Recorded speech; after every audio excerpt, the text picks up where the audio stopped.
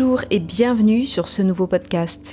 Que vous soyez sur YouTube ou sur les plateformes de podcast, je suis Marie-Cécile des Clés du Piano et je vais vous parler aujourd'hui d'où je viens avec le domaine corporel. C'est une série de podcasts qui va être thématique sur le corps et le mouvement cette semaine, que je me suis lancée un petit peu comme challenge pour revenir sur ce format que j'avais un petit peu délaissé et que je trouve aussi sympathique, plus facile à mettre en place, et pour moi en tout cas, et ça me permet aussi d'avoir un petit peu comme une conversation avec vous, même si je ne vous entends pas bien sûr, mais en tout cas de pouvoir vous parler comme si je vous faisais un petit audio Telegram ou WhatsApp, pour pouvoir vous parler un petit peu de choses peut-être plus intimes, ou en tout cas des choses que je n'ai pas besoin de montrer, et pour que ça soit plus facile pour moi à préparer, à mettre en ligne, etc. Donc avant de commencer, n'oubliez pas que vous pouvez vous inscrire à mes contacts privés pour ne rien rater des conseils que j'offre à mes lecteurs pianistes et tous les lancements de mes formations. Et vous pouvez recevoir de suite 2 cadeaux de bienvenue. Les principes efficaces pour apprendre un morceau et ma méthode de lecture de notes avec aide MP3. Et si vous voulez avoir accès à tout ça, eh bien, il faut chercher le lien soit dans la description du podcast ou de la vidéo si vous êtes sur YouTube, soit en cliquant sur les petites fiches aussi sur YouTube. En général, le lien n'est pas loin. Je voulais aujourd'hui vous parler de choses assez intimes, mais qui peuvent vous intéresser parce que peut-être que ça peut vous parler, peut-être que vous êtes un peu pareil, ou que vous venez en tout cas peut-être d'une même histoire, ou de choses approchantes. J'ai grandi dans une famille où on méprisait pas mal le corps. Alors c'était pas dit comme ça, hein, bien sûr, parce que j'ai vécu dans une famille chrétienne, et bien sûr, la chrétienté ne dit pas ouvertement qu'elle méprise le corps. D'ailleurs, c'est pas le but à la base. C'est surtout des déviances de l'humain qui fait ça. Je suis absolument convaincue que la chrétienté de base et sans déformation n'a rien du tout contre le corps. Dans beaucoup de familles chrétiennes, ça donne ça. Je dis pas dans tous, mais en tout cas, moi j'ai grandi dans une famille qui avait mal compris certaines choses, ou en tout cas qui le vivait sa foi dans quelque chose de beaucoup plus intellectuel que corporel. Ensuite, j'ai grandi dans une famille où on voulait bien m'élever, donc il fallait pas que je tienne de place, fallait pas que je fasse de bruit, fallait pas abîmer les choses, fallait pas les salir, fallait pas se salir. Et puis une fille, ça reste tranquille, ça fait pas trop de bruit, ça reste discret, et puis ça va certainement pas se traîner dans la boue, etc. Donc le sport, bien sûr, au milieu de tout ça, ou l'activité corporelle tout simplement, ça fait pas bon ménage forcément avec toutes ces choses-là. Parce que quand on bouge, on tient de la place, on fait du bruit, on peut abîmer les choses, et on risque de se salir fortement, et on risque d'avoir aussi des attitudes qui ne sont pas du tout féminines finalement. Il suffit de regarder, je regardais encore hier un bout de match de football avec des femmes, et c'est vrai que quelque chose en moi disait « Oh, franchement, c'est pas possible, elles sont pas féminines, quoi. » Donc je vois bien comment je réagis moi-même, je vois bien d'où je viens. Et en soi, le sport, dans le type de famille dans lequel j'ai grandi, c'est aussi pour les personnes qui n'ont pas de cerveau. Alors ça va certainement choquer beaucoup d'entre vous, parce que vous êtes certainement nombreux à faire du sport, hein, mais voilà, vous n'êtes pas sans savoir, je veux dire, on va pas non plus se mentir, il y a beaucoup de familles où on s'est dit ou sous-entendu que si tu fais des sports de ballon, si tu fais des sports où en tout cas tu te salis, où tu te traînes dans la boue, où tu cours, enfin voilà, faut se doucher après. En général, ça veut dire que t'as rien dans la tête, quoi. C'est très caricatural, bien sûr, ce que je vous dis, hein, mais il n'empêche que ça existe. Ces croyances existent. Et alors, les seules activités physiques qui passent à travers les gouttes, c'est la danse, c'est la gym, mais la gym, il ne faut pas trop transpirer quand même, hein.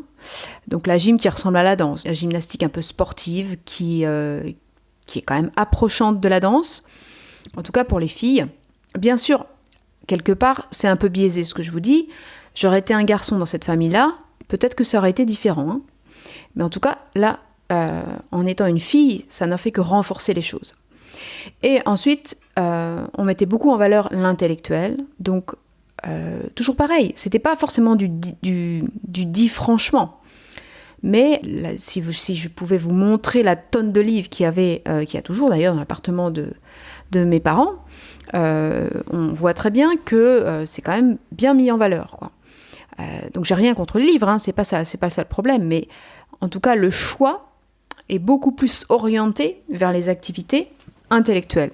Les livres d'art, les livres de littérature, la peinture, la littérature, la musique, mais voilà, tout le reste, pas trop, hein. Ensuite, on passait beaucoup de temps à parler, donc ça, l'air de rien, vous en voyez le résultat maintenant. C'est vrai que je suis capable d'écrire des articles, j'ai beaucoup lu aussi, et puis j'ai beaucoup été visiter les musées, etc.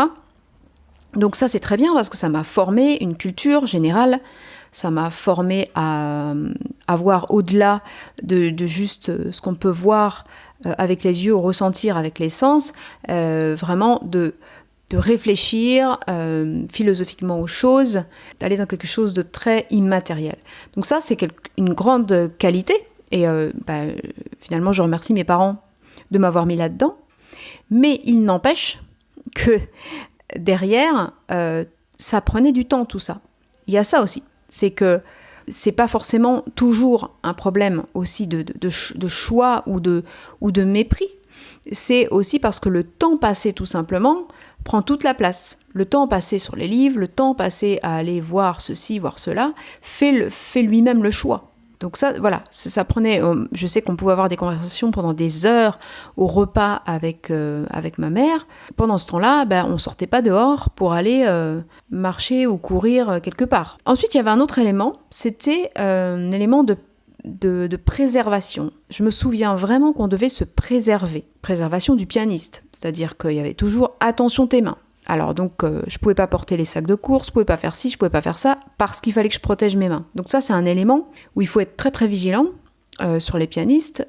Arrêtons de nous préserver. Bien sûr, il faut être vigilant, et surtout si en plus ça va devenir quelque chose de professionnel qui prend beaucoup de place, et même si c'est pas professionnel, en tout cas qui est pour nous très important, évidemment qu'il faut être vigilant sur les mains.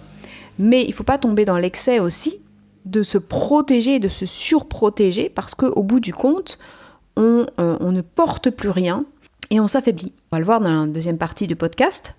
Il y avait aussi, donc si on revient à juste, si on n'est pas pianiste, mais juste être humain, je me souviens, ah non, mais fais pas ça, tu vas te fatiguer, ah non, mais fais pas ça, tu vas avoir froid, couvre-toi bien, enfin bon, voilà, toutes ces choses qu'on pouvait entendre de l'ordre de la préservation. Il fallait toujours se préserver parce qu'on était une pauvre chose fragile, etc.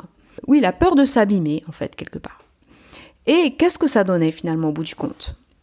Qu'est-ce que je ressentais dans tout ça ? Déjà, je me sentais à part, et quelque part, j'enviais un peu les autres. À la fois, il y avait une espèce d'orgueil à faire partie des gens qui réfléchissaient plus que les autres, etc. Ça, on va pas se mentir non plus, hein. Moi, je veux vraiment être honnête avec vous dans ce podcast. Il y a une forme d'orgueil, ça c'est certain. Mais ensuite, il y a, en parallèle de ça, en même temps que l'orgueil, une envie en fait. Une envie d'être comme les autres, une envie de bouger, etc. Surtout en tant qu'enfant, plus on est petit. Je ressentais aussi une grande faiblesse physique pour tout ce qui était de la vie quotidienne. Forcément, on me donnait jamais rien à faire. Parce qu'il fallait que je fasse mes études, parce qu'il fallait que je fasse mon piano à la place, etc. Pendant ce temps-là, je faisais jamais la vaisselle, je portais jamais les courses, jamais les bagages, enfin toutes les choses de la vie quotidienne, quoi. Hein, parce qu'il fallait me préserver. Ça donnait quelqu'un finalement de très très impuissant, très frileuse, dans l'incapacité de faire plein de choses. Alors je les faisais quand même, et alors je me souviens que parfois ma mère se disait mais c'est fou, tu as pas de force, etc. Elle avait pas compris que vu que depuis toute petite elle me prenait tout des mains, je ne risquais pas de me renforcer. En tout cas, elle l'a compris, mais bien plus tard. Puisqu'on en a beaucoup parlé, et maintenant, elle comprend mieux ce qui s'est passé. Ensuite, il y avait aussi de la frustration face aux autres, hein, parce que les autres étaient capables de s'amuser, de supporter ne serait-ce que le bruit, aussi, voilà, quand on est dans de la ouate comme ça, en plus j'étais fille unique, donc je vous dis pas, ça renforce la chose. Du coup, on supporte pas, on n'est pas puissant, on n'est pas véloce, on n'est pas énergique, on n'est pas, voilà, on est complètement dans du coton en fait.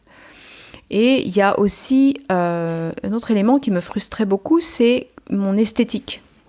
En tout cas, surtout adolescente, hein, enfant, ça allait à peu près, mais adolescente, quand je me voyais sur les photos, je trouvais que j'avais un dos très rond, que j'étais un peu courbée, et que j'avais des bras, notamment au niveau des épaules, très très frêles. C'était limite si mon avant-bras n'était pas plus gros que mon bras.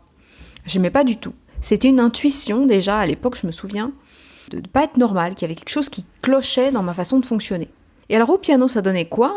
Effectivement, une incapacité d'être puissante, donc d'avoir des beaux fortissimos, et une incapacité d'aller vite, d'avoir de la vélocité. Et ça, c'est vraiment quelque chose qui m'a pesé pendant des années, que petit à petit, j'ai fini par effacer, par corriger, et encore, c'est pas tout à fait fini. Le problème d'ailleurs de ça, c'est qu'on finit par croire que de toute façon, on sera jamais puissant, de toute façon, on sera jamais en capacité d'aller vite, et on finit par croire à cette histoire-là.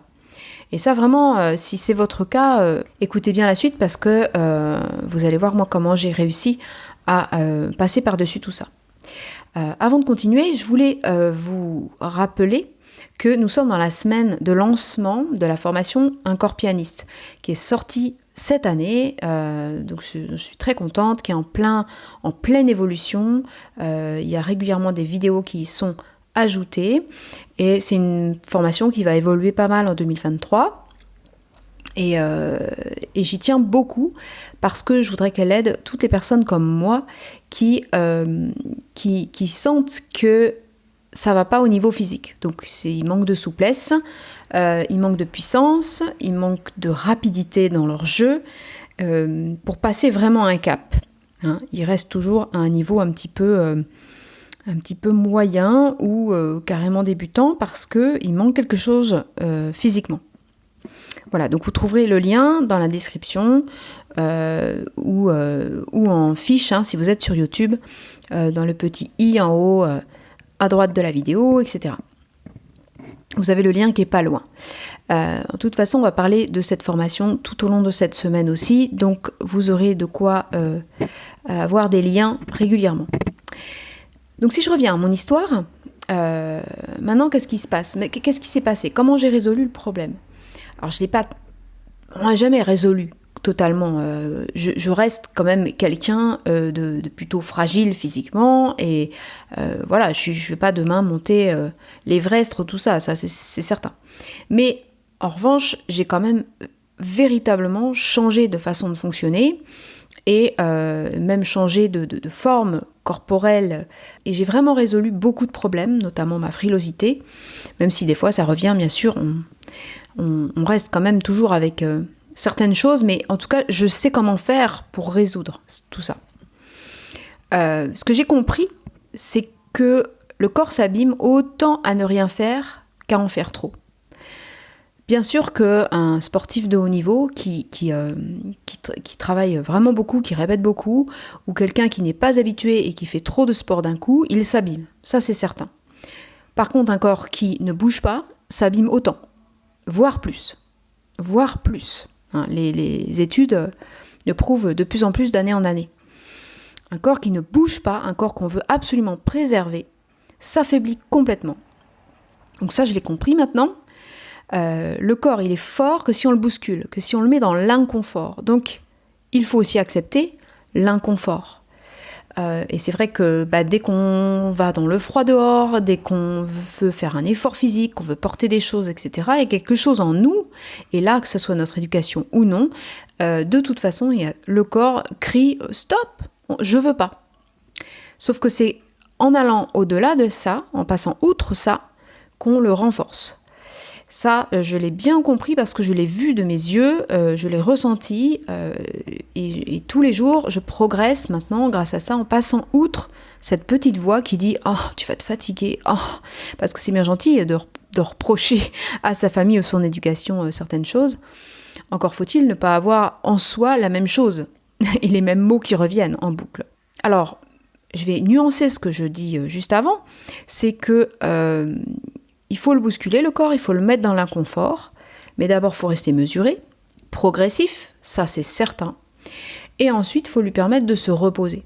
C'est-à-dire que par contre, si on passe du jour au lendemain à quelque chose de beaucoup trop fort pour lui, il ne supportera pas et il va être blessé, ça c'est certain. Si on passe du jour au lendemain à tous les jours, alors qu'avant on ne faisait jamais de sport, là aussi, ça passera pas non plus. Donc ça finira en tendinite ou blessure quelconque, on va tomber ou je sais pas quoi. Ou un épuisement, tout simplement, et puis au bout d'un moment on arrête et puis on ne fait plus rien du tout. Donc le tout ou rien, ça va pas non plus. Mais quand on fait du progressif, il faut toujours faire bien attention derrière d'insérer du repos, juste derrière. Donc on cogne un petit peu, on va chercher l'inconfort et derrière on se repose, on va dans le confort. Et on retourne. Désolée pour le français, on retourne un petit peu plus dans l'inconfort, on pousse peut-être un peu plus d'ailleurs que la dernière fois, la veille ou la semaine dernière, ou voilà, et derrière on se repose. Voilà, donc le repos, ça veut dire dormir, ça veut dire manger, ça veut dire bien se nourrir, ça veut dire tout ce qui est de l'ordre de se restaurer. Hein. Donc ça peut être effectivement le sommeil, boire, manger, se détendre, prendre du loisir, etc. Donc voilà, souvent les personnes qui font du sport juste après juste après, pas forcément immédiatement, mais en tout cas, ils font du sport avant de manger, parce que effectivement, juste après, le corps va pouvoir encore mieux se restaurer. Ou s'allonger, toutes ces choses-là, respirer, toutes ces choses qui induisent du repos. Et au piano, c'est exactement pareil. Au piano, quand vous travaillez votre technique, quand vous faites des exercices pour vous échauffer ou pour vous renforcer, pour arriver à être plus puissant au piano ou plus rapide, derrière, il faut aussi savoir se reposer. C'est très important. Donc, aller chercher l'inconfort, ensuite le confort, c'est comme des vagues en fait. Et tout est une histoire de vagues. Et si on est tout le temps en haut, c'est pas bon. Si on est tout le temps en bas, c'est pas bon. Par contre, l'aller-retour, toujours très très intéressant. Ce que j'ai compris aussi, c'est que la posture, c'est pas quelque chose à laquelle il faut penser. J'entends souvent, j'oublie tout le temps de me tenir droit. Ou alors, oui, il faut que je pense à me tenir droit. C'est pas du tout une histoire de se penser. On est droit ou on n'est pas droit. On est en capacité de se tenir droit sans y penser ou pas. Le fait d'avoir à y penser induit que derrière, on va se forcer à se tenir droit. Si on se force à se tenir droit, ça veut dire qu'on n'est pas en capacité à se tenir droit naturellement. Donc ça ne va pas. Donc tout ça, on va en parler régulièrement et notamment d'ailleurs dans le prochain podcast, on va parler du dos un petit peu. La bonne posture, c'est pas une position fixe. La bonne posture, c'est plutôt une liberté de mouvement. Ça, faut bien le comprendre aussi. Quand on dit « tiens-toi droit », on inflige à la personne une position fixe. On lui dit « c'est comme ça que tu dois te tenir. Si tu ne te tiens pas comme ça, c'est pas bon ». Or, en fait, ça veut dire qu'on lui interdit des positions et qu'on lui permet d'autres positions. Ça aussi, c'est pas bon. On doit pouvoir au piano, et d'ailleurs, je suis désolée, mais il suffit de regarder 2 secondes plusieurs pianistes pour se rendre compte qu'ils ont tous des positions complètement variées en fonction de comment ils jouent, comment ils veulent écouter, comment ils s'amusent, ils vivent au piano. Donc forcément, ils bougent, plus ou moins selon leur caractère, mais malgré tout, ils bougent. Et en dernier, ce que je voulais vous dire, c'est que la posture, et là si on vient plus au niveau du dos, c'est vraiment une histoire d'équilibre entre la chaîne avant et la chaîne arrière musculaire. Quand je dis la chaîne, c'est tous les muscles qui sont devant, donc sur votre torse, sur votre ventre et devant les cuisses, etc. C'est ce qu'on appelle la chaîne avant. Enfin, c'est ce que j'appelle, moi, la chaîne musculaire antérieure, donc avant, devant vous. Et puis, la chaîne postérieure, donc derrière, dans le dos, tout ce que vous avez dans le dos, au niveau de la nuque, l'arrière du dos, les lombaires, ce qu'on appelle les fessiers, l'arrière des cuisses, etc. C'est une histoire d'équilibre. Et plus on équilibre ces deux chaînes, et plus on va se tenir droit naturellement en fait. Donc ça, on va en parler un petit peu plus la prochaine fois. Vraiment ce que vous devez retenir là, c'est que la posture n'est pas quelque chose à laquelle il faut penser, mais quelque chose qu'on doit être, tout simplement. Et c'est quoi cette chose-là ? C'est retrouver une liberté de mouvement dans n'importe quel sens, dans n'importe quelle position, et de l'équilibre. De l'équilibre entre les muscles, qu'il n'y ait pas des muscles qui soient sursollicités pendant que d'autres dorment. C'est vraiment ça la posture, la bonne posture entre guillemets. Même si en fait quelque part ça n'existe pas la bonne posture. On va approfondir ça dans le prochain podcast. D'ici là, ce que je vous conseille de faire, c'est d'aller voir la vidéo qui est sur YouTube, qui s'appelle les 11 phrases sur la posture corporelle au piano qui vous induisent en erreur. Parce que ça, c'est une vidéo où justement je passe en revue toutes les phrases qu'on peut entendre et qui sont parfois mal comprises. C'est souvent des bonnes intentions à la base, mais au bout du compte, c'est souvent mal compris en tout cas. N'oubliez pas de vous abonner à la chaîne YouTube et de cliquer sur j'aime pour plus de vidéos si vous voulez en avoir plus sur YouTube. Et que vous soyez d'ailleurs sur YouTube ou sur les plateformes de podcast ailleurs, si ça vous plaît, pensez à m'aider en me laissant un avis, en me laissant un petit pouce j'aime sur YouTube, ou alors en me mettant dans vos favoris, en vous abonnant, enfin tout ce que vous savez maintenant, que les algorithmes aiment beaucoup ça, et ça va me faire remonter dans les choix de toutes ces plateformes. Je vous remercie infiniment d'être arrivé jusque-là. Si vous êtes arrivé jusque-là, c'est que certainement tout ce dont je vous parle, ça vous parle et vous êtes concerné, donc c'est une bonne nouvelle. C'est un sujet qui va peut-être pas plaire à tout le monde parce que certaines personnes ne se sentent pas du tout concernées.